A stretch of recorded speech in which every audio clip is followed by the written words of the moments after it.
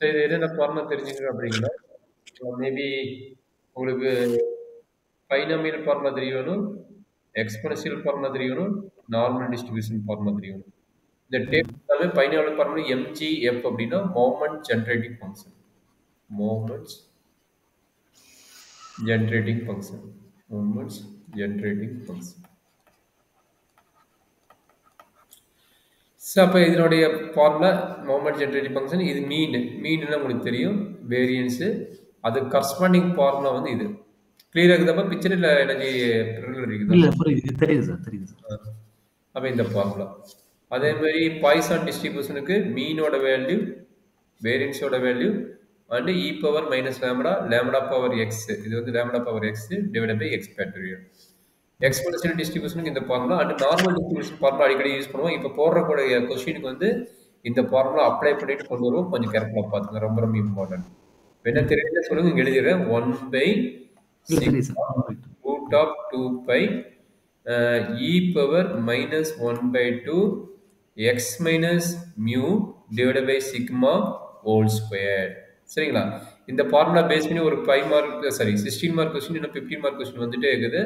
இந்த ஃபார்முலா நான் வச்சுருங்க. இப்போ நம்ம போடக்கூடிய அடுத்த கான்செப்ட் வந்து ரொம்ப ரொம்ப இம்பார்ட்டன்ட் ஐடியா. சரிங்களா? புரியுதாப்பா? சார் இது வந்து என்னது நார்மல் டிஸ்ட்ரிபியூஷனோட ஃபார்முலா. அப்போ நார்மல் டிஸ்ட்ரிபியூஷனோட மீன் என்ன? மியூ. நார்மல் டிஸ்ட்ரிபியூஷனோட வேரியன்ஸ் என்ன? Sigma square. சரி, இது 3 நான் வச்சுங்க. இதை பேஸ் பண்ணி ஒரு 60 மார்க்கும் அதை மட்டும் நடத்திடுறேன், கொஞ்சம் பார்த்துக்கோங்க. கொஞ்சம் மாதிரி தான் இருக்கும், கொஞ்சம் எனக்கு கிளியர் ஆகிக்குங்க. சரிங்களா? இப்போ மெத்தட் ஆஃப் எஸ்டிமேட்டரில் பார்த்தீங்கன்னா நம்மளுக்கு 3 கான்செப்ட் இருக்குது.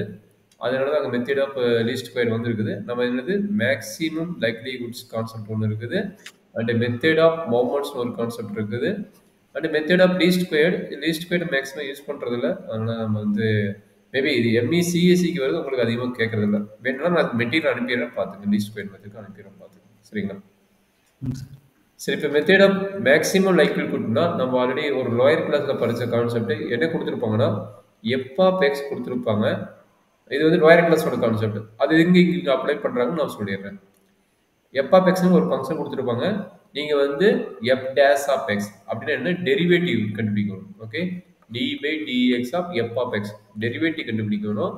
அந்த டெரிவேட்டிவ் கண்டுபிடிச்சது என்ன பண்ண போறீங்கன்னா ஈக்குவல் டு 0 பண்ணணும். ஈக்குவல் 0 பண்ணும்போது எக்ஸ் வந்து சம் பாயிண்ட்ஸ் கிடைக்கும். சரிங்களா? இந்த பாயிண்ட் பேர் வந்து கிரிட்டிக்கல் பாயிண்ட். இந்த f double dash of s dash வந்து எஃப் டேஷ் ஆஃப் எஸ் வந்து திரும்ப என்ன பண்ண போறீங்க, செகண்ட் டெரிவேட்டிவ் கண்டுபிடிக்க போறீங்க. D square by dx square of f of x கண்டுபிடிக்க போறீங்க. அந்த வேல்யூல வந்து இந்த சம் பாயிண்ட்ஸ் சொன்னால் அதை அப்ளை பண்ணும்போது இந்த வேல்யூல வந்து இதை அப்ளை பண்ணும்போது நம்மளுக்கு என்ன கிடைக்கும்னா லெஸ் தென் 0ன்னு வந்தால் எஃப் வந்து மேக்ஸிமம், லெஸ் தென் 0ன்னு வந்தால். அதே வந்து கிரேட்டர் தென் 0ன்னு வந்தால் எஃப் வந்து மினிமம். இங்கே கொடுத்துருக்க கான்செப்ட் என்ன சொல்லிக்கிறாங்கன்னா மேக்ஸிமம் லைக்லிஹுட் கொடுத்தனால நம்மளுக்கு வந்து இந்த கான்செப்ட் சாட்டிஸ்ஃபை ஆகும். இந்த கான்செப்ட் பார்த்தீங்கன்னா இந்த concept satisfy. Second derivative value இந்த பாயிண்ட் அப்ளை பண்ணும்போது மேக்ஸிமம் வேல்யூஸாக இருக்கணும். சரிங்களா? மினிமம் வேல்யூ இருக்காது. அதான் வந்து அதுக்கு வந்து என்ன சொல்லிக்கிறாங்கன்னா மேக்ஸிமம் லைக்லிஹுட் கான்செப்ட்ல ஹையர் ஸ்டடீஸுக்கு என்ன வருது அப்படிங்கிற மாதிரி கொடுத்துக்கிறாங்க. சரியாப்பா? இங்க பாத்தீங்கன்னா இது பார்த்தீங்கன்னா சிங்கிள் டைமென்ஷன் 1D கேஸ்க்கான இந்த கான்செப்ட். இங்க பாத்தீங்கன்னா n டைமென்ஷனல் கேஸ்க்கு இந்த concept. n dimensional n vector கான்செப்ட்க்கு இங்க வரும். சரிங்களாம்மா? 1Dனா இந்த நான் போட்டு காமிச்சது இந்த ஐடியா. ஓகே, இது வந்து நிறைய வேரியபிள் கொடுத்தாங்கன்னா இந்த ஐடியா. சரியாப்பா? இப்போ மேக்ஸிமம் லைக்லிஹுட்ஸ் கான்செப்ட் படி என்ன எடுக்கணும், லைக்லிஹுட்ஸ்ங்கிறதுனால அது வந்து எல்லா டீட்டான்னு நோட் பண்றாங்க. என்ன நோட் பண்றாங்க? எல்லா டீட்டான்னு நோட் பண்றாங்க. அப்படின்னா என்ன, எத்தனை வேரியபிள் இருக்குது? n வேரியபிள் இருக்குது. n வேரியபிள்ஸ் இருக்குது. சாம்பிள் சைஸ் என்னன்ட்டா பாப்புலேஷன்ட்டாங்க. அப்போ இது எத்தனை வேரியபிள் கான்செப்டாக இருக்கும் போது n டைம்ஸ் ஒரு ஃபார்முலாவை அப்ளை பண்ண போறீங்க. n டைம்ஸ் அப்ளை பண்ணும்போது அதனுடைய நோட்டேஷன் பார்த்தீங்கன்னா மல்டிபிள் நோட்டேஷன் வந்து இதுதான் நம்மளுடைய மல்டிபிள் நோட்டேஷனோட கான்செப்ட். சரிங்களா? அப்போ இந்த கான்செப்ட் இருக்குது பார்த்தீங்கன்னா இதுக்கு வந்து என்ன பண்ணுறீங்க அப்படிங்கிறது ரொம்ப இம்பார்ட்டன்ட். நாங்கள் இந்த 3 பாயிண்ட் கொடுத்துருல எஃப் டேஷ் ஆஃப் எக்ஸ் கண்டுபிடிக்கணும், அது 0 பண்ணணும், டபுள் டேஷ் கண்டுபிடிச்சு அதில் அப்ளை பண்ணணும். அந்த கான்செப்ட் தான் இங்கே போட்டுக்கிறாங்க. என்ன பண்ணிக்கிறாங்க, எல் நோட் பண்ணிக்கிறாங்க. ஃபர்ஸ்ட் டெரிவேட்டிவ் கண்டுபிடிக்கிறீங்க, ஈக்குவல் 0 பண்ணுறீங்க, பாயிண்ட் கிடைக்கும். சரிங்களா? அப்போ என்ன பண்ணுறீங்க, அந்த பாயிண்ட் கொண்டு போய் எங்கே அப்ளை பண்ணுங்க, செகண்ட் டெரிவேட்டிவ் அப்ளை பண்ணுறீங்க. செகண்ட் டெரிவேட்டிவ் அப்ளை பண்ண என்னது, எல் இஸ் ஏ மேக்ஸ். இப்போ இங்க என்ன கான்செப்ட் சொன்னனோ சிங்கிள் வேரியபிள்ல அதே கான்செப்ட் தான் மல்டிபிள் வேரியபிளையும் வரும். சரியாப்பா? சரி. சம் ப்ராப்ளம் பார்த்தீங்கன்னா டைரக்டா போட முடியாது. அதுக்காக என்ன பண்றாங்கன்னா, ஏன்னா இது மல்டிபிள் ரூல் போது டைரக்டா போட முடியாது. அதுக்காக என்ன பண்றாங்கன்னா, சம் ப்ராப்ளத்துக்கு வந்து லாகரிதம் கேஸ் அப்ளை பண்றாங்க. அப்ப லாக்கோட கான்செப்ட் தெரியணும். லாக் ஆஃப் ஏபி என்ன? Log a plus log b. Okay. அதே மாதிரி log of a by b என்ன? Log of a by b equal to log a minus log b. சரியாப்பா? இது ஃபர்ஸ்ட் ஃபார்முலா, இது second formula, and third formula log of a power b equal to b into log a. சரியாப்பா? இதெல்லாம் formula log basic formula. இந்த formula திரும்ப திரும்ப apply பண்ணிட்டு கொண்டு வருவாங்க. சரியாம்மா? அண்டர்ஸ்டாண்ட் பண்ண முடியுதா? எனர்ஜி டவுட் இருக்குதுங்களா? இல்ல சார், அது ஒர்க் பண்ணலாம் சார். ஒர்க் பண்ணலாமா?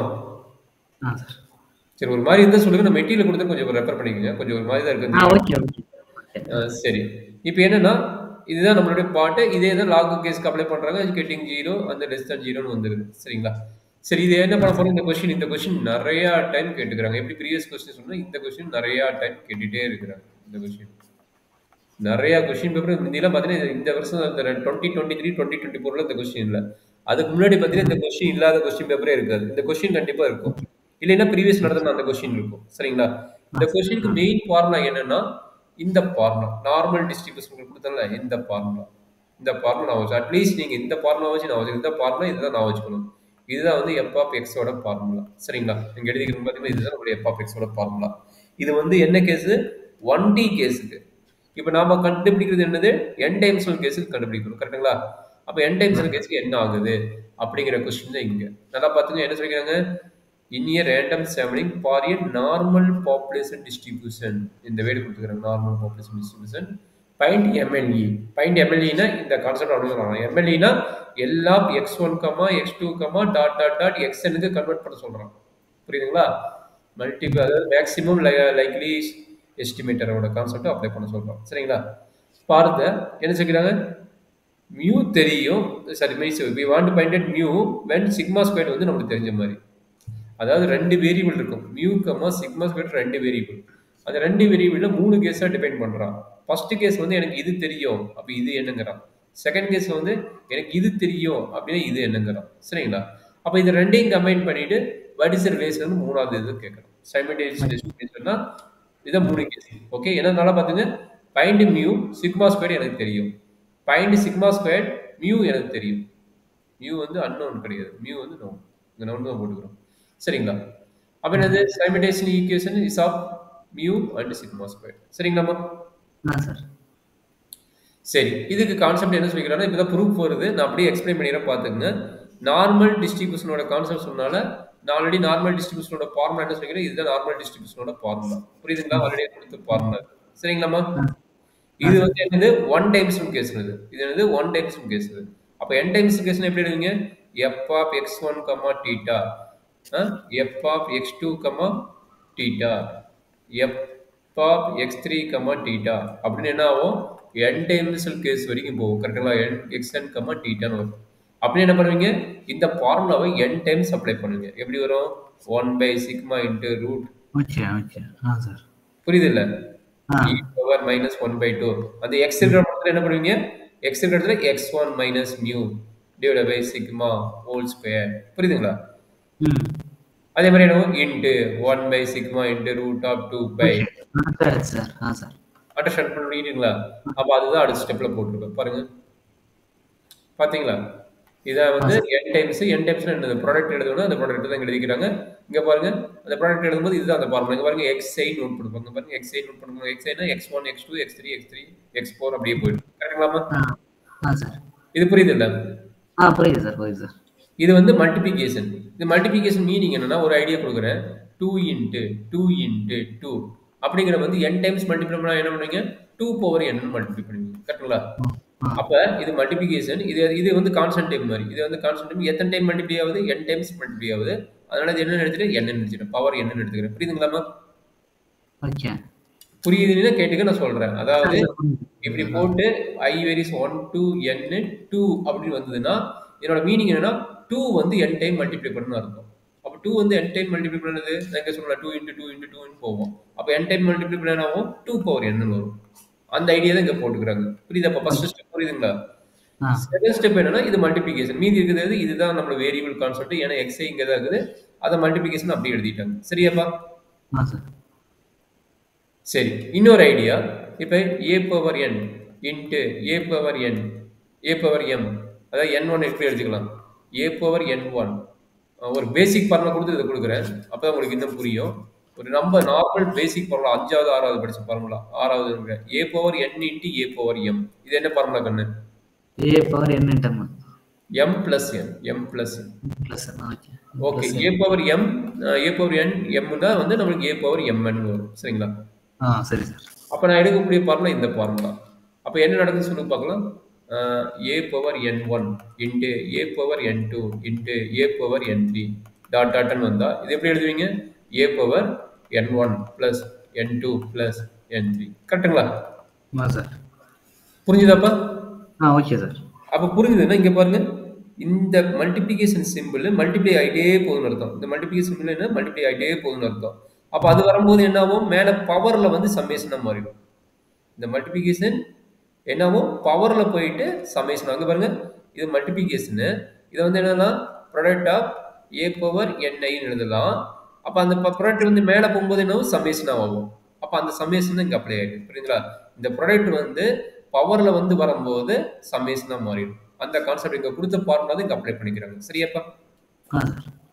புரியலன்னா கேட்டுக்கோ. நம்ம இம்பார்ட்டன்ட் கான்செப்ட். நான் போட்டு பார்த்துக்கிறேன் சார். போட்டு பார்த்தா அண்டர்ஸ்டாண்ட் ஆகும் சார். சரி.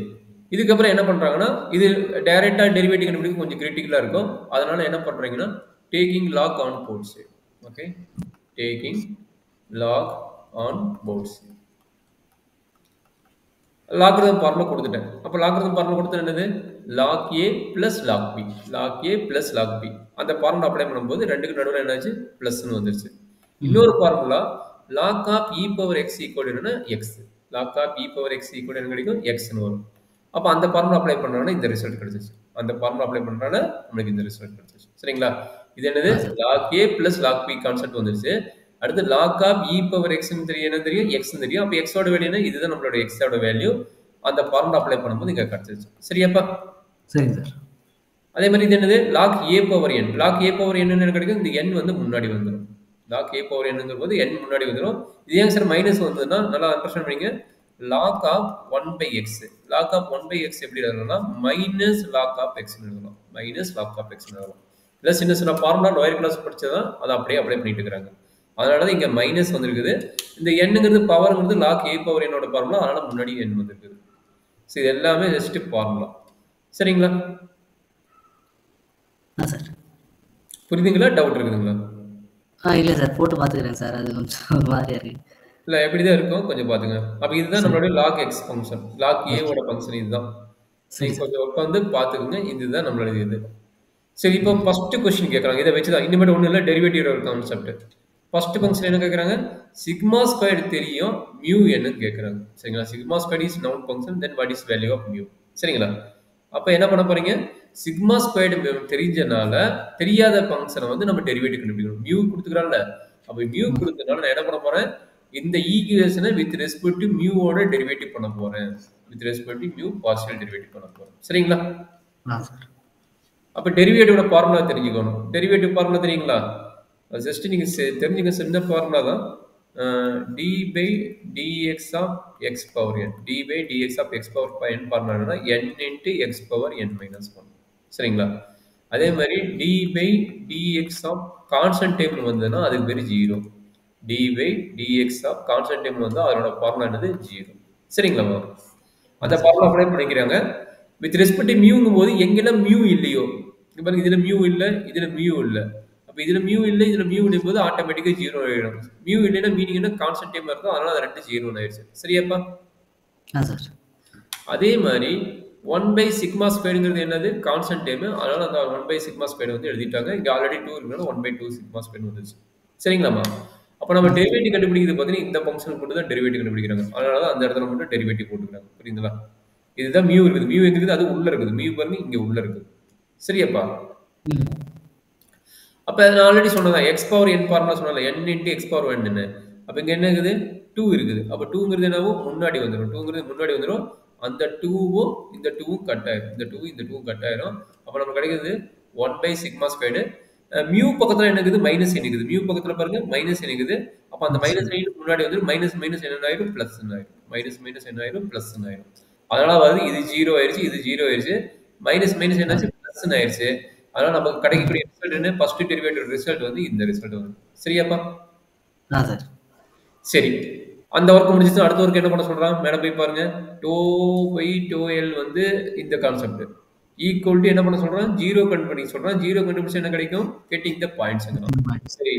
அப்ப ஃபர்ஸ்ட் டெரிவேட்டிவ் முடிச்சிட்டேன். ஃபர்ஸ்ட் டெரிவேட்டிவ் முடிச்சிட்டு என்ன பண்ண போறேன்? ஈக்குவல் டு 0 பண்ண போறேன். இங்க பாருங்க ஈக்குவல் டு 0. இது வந்து ஈக்குவல் டு 0. அப்ப 0 பண்ண என்னது? இந்த ரிசல்ட் ஈக்குவல் டு 0. கரெக்ட்டுங்களா? அப்ப என்ன ஆகும்? சிக்மா ஸ்கொயர் வந்து கிராஸ் மல்டிப்ளை பண்ணிங்க. சிக்மா ஸ்கொயர் கிராஸ் மல்டிப்ளை என்ன கிடைக்குது?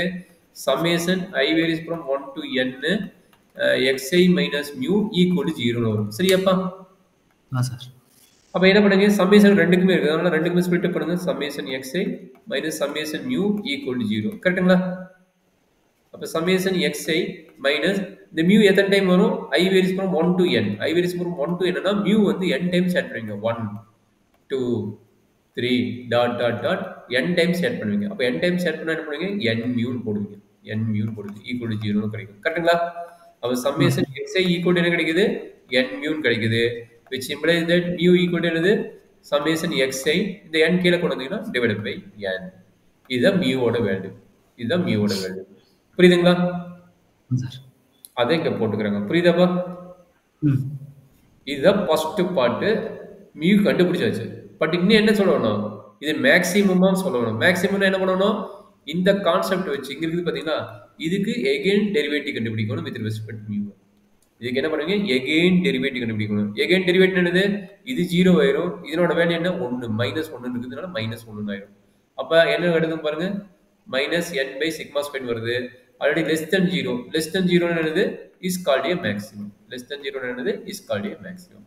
Therefore is maximum and also mu equal to summation xi divided by n. இது சாட்டிஸ்ஃபை ஆகும். இது mu ஓட வேல்யூ. அவ்வளவுதான். இது ஃபர்ஸ்ட் பார்ட் முடிஞ்சது. இது வரைக்கும் என்னாச்சு புரிஞ்சுதுங்களா? சார்.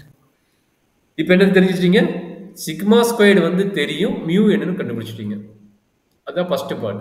இது வரைக்கும் போட்டீங்கன்னா ஃபர்ஸ்ட் பார்ட் முடிஞ்சது. சரிங்களா? இது வரைக்கும் போட்டீங்கன்னா என்னது? First part over. Second part என்னது? சிக்மா ஸ்கொயர்டு தெரியாது, மியூ நமக்கு தெரியும். அப்படின்னு என்ன பண்ண போறீங்க? சிக்மா ஸ்கொயர்டு வச்சு டெரிவேட்டிவ் கண்டுபிடிக்க போறீங்க. இப்போ போட்டோம்ல அதே ஐடியாவை நம்ம என்ன பண்ண போறோம்? சிக்மா ஸ்கொயர்டு வச்சு நம்ம டெரிவேட்டிவ் கண்டுபிடிக்க போறோம். அதுதான் வந்து கடைசி ரெண்டாவது கேஸ். மியூ தெரியும், எனக்கு சிக்மா ஸ்கொயர்டு தெரியாது. அதனால என்ன பண்ண போறேன்? இங்க இருக்கிற கான்செப்ட் பாருங்க. இந்த எல்லோட நியூ ஃபங்க்ஷன் பாருங்க. இதுதான் நம்மளுடைய எல்லோட ஃபங்க்ஷன். நல்லா பாத்துங்க. இதுதான் நம்மளுடைய நியூ எல்லோட ஃபங்க்ஷன். சரிங்களா? நான் என்ன பண்ண போறேன்? சிக்மா ஸ்கொயர்டு வச்சுட்டு நான் டெரிவேட்டிவ் கண்டுபிடிக்க போறேன். சிக்மா ஸ்கொயர்டு வச்சு நான் டெரிவேட்டிவ் கண்டுபிடிக்க போறேன். அப்ப லாக் அப்ளை பண்றீங்களா? லாக் அப்ளை பண்றதுனால நம்மளுக்கு கிடைக்கக்கூடிய ரிசல்ட் இங்க லாக் இருக்கும். நான் லாக் போடாம எழுதிக்கிறேன். இது லாக் இருக்கும். Log L. இது எல்லாமே என்னது? லாக் எல்லோட. சரிங்களா? இப்போ என்ன பண்ண போறேன்?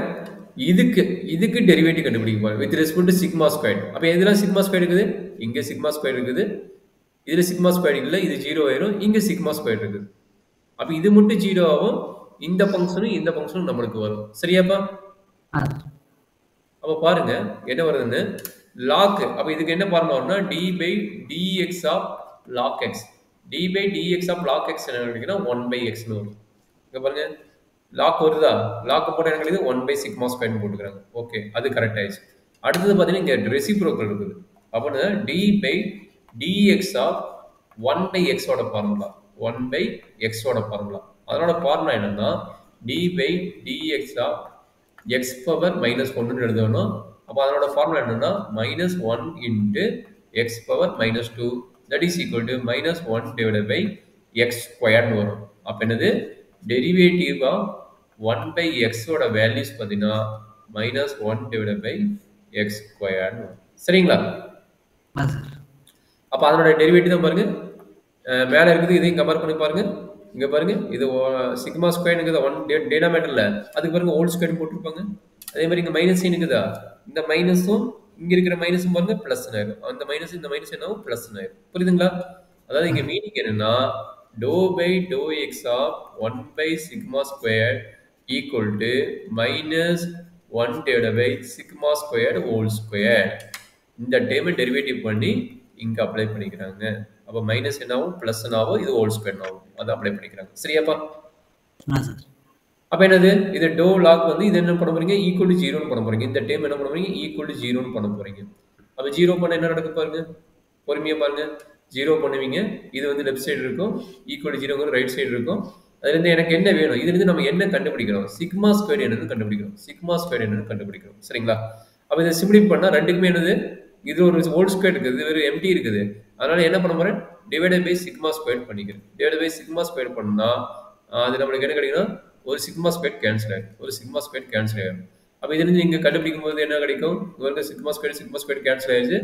அப்ப என்ன ஆகும், இந்த டைம் ரெசிப்ரோக்கல் தானே. அப்ப இதை வந்து இங்க கொண்டு வந்துருங்க, இதை வந்து இங்க கொண்டு வந்துருங்க. இங்க 2 கட் ஆயிரும், இந்த 2 கட் ஆயிரும். இந்த டைம் இங்க மேல போயிடும்.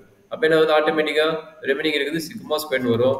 இந்த டைம் அப்படியே இருக்கு பாருங்க, சம்மேஷன் xi மைனஸ் மியூ. அந்த எண்ணுங்கிறது கீழே வரும், எண்ணுங்கிறது கீழே வரும். தட்ஸ் ஆல் தான். இதுதான் சிக்மா ஸ்கொயரோட வேல்யூங்கிறாங்க. இதுதான் சிக்மா ஸ்கொயரோட வேல்யூங்கிறாங்க. புரியுதுங்களா? சார். சிக்மா ஸ்கொயர் கண்டுபிடிச்சா போதுமா? இது மேக்ஸிமம் வேற சொல்லணும். மேக்ஸிமம்னா என்ன பண்ண போறீங்க, ஆல்ரெடி ஃபர்ஸ்ட் டெரிவேட்டிவ் நம்ம கையில இருக்குது. இங்க வரைக்கும் இது ஃபர்ஸ்ட் டெரிவேட்டிவ் இருக்குது, இதுக்கு செகண்ட் டெரிவேட்டிவ் கண்டுபிடிக்கிறான். அப்ப செகண்ட் டெரிவேட்டிவ் கண்டுபிடிச்சா என்னது, 1 by சிக்மா ஸ்கொயரோட வேல்யூ என்ன, மைனஸ். அப்ப என்ன ஆகும், இது பிளஸ் ஆயிரும். கரெக்ட்டுங்களா? இது பிளஸ் ஆயிரும். அதே மாதிரி இதுக்கு நீங்க என்ன பண்ணுவீங்க, டெரிவேட்டிவ் கண்டுபிடிப்பீங்க. அப்ப டெரிவேட்டிவ் கண்டுபிடிச்சா என்ன ஆகுது, இந்த கான்செப்ட் வரும். சரிங்களா? அப்ப எது பெரிய வேல்யூ எது சின்ன வேல்யூ செக் பண்றீங்க. செக் பண்ணும்போது நம்மளோட ரிசல்ட் வந்து இது கிடைக்கும். அப்ப லெஸ் தென் 0 ஆயிரும். அவ்வளவுதாங்க. சரிங்களா? நீங்க டெரிவேட்டிவ் கான்செப்ட் சரி தரவா இருக்கணும். இது எப்படி ஒவ்வொரு ஸ்டெப் வருதுங்கிறது நம்மளுக்கு கிளியரா இருக்கும். சரிங்களா? சார். 2-3 டைம் போட்டு பாருங்க, அப்பதான் வரும். கடைசி ஸ்டெப் ஒண்ணுமே கிடையாது. சைமல்டேனியஸ் எஸ்டிமேட் இறங்கும்போது மியூ வேல்யூ தெரியும், சிக்மா ஸ்கொயர் வேல்யூ தெரியும். ஆல்ரெடி என்ன நம்மளுக்கு சிக்மா ஸ்கொயர்ங்கிறது கண்டுபிடிச்சிருக்கீங்க, sigma square equal to this value. அப்ப மியூ வேல்யூ என்ன, மியூ வேல்யூ இங்க அப்ளை பண்ணா போதும். Where mu is what, x bar. கரெக்ட்டுங்களா? ஆல்ரெடி மியூவோட வேல்யூ என்ன தெரியும், மியூவோட வேல்யூ சம்மேஷன் எக்ஸ் பை என்ன தெரியும். இது நார்மலா எக்ஸ் பாரோட வேல்யூ. அதனால சொல்றேன், மியூக்கு பதிலா என்ன அப்ளை பண்ண சொல்றோம், எக்ஸ் பார்னு அப்ளை பண்ண சொல்றோம். இது நார்மல் பேசிக் ஃபார்முலா. நமக்கு மீனோட ஃபார்முலா ஆட்டோமேட்டிக்கா தெரியும். மீனோட ஃபார்முலா என்னது, x bar equal to summation x by என்ன தெரியும். And standard deviation formula already கொடுத்துக்கிறேன். That means variance formula summation x minus x bar whole square divide by என்னன்னு தெரியும். அந்த ஃபார்முலா வந்து நம்ம நார்மல் டிஸ்ட்ரிபியூஷன் அப்ளை பண்ணிட்டு கொண்டு வந்துக்கிறோம். அதுதான் இங்க நடந்தது. பெருசா இங்க எதுவும் நடக்கல. சரிங்களா?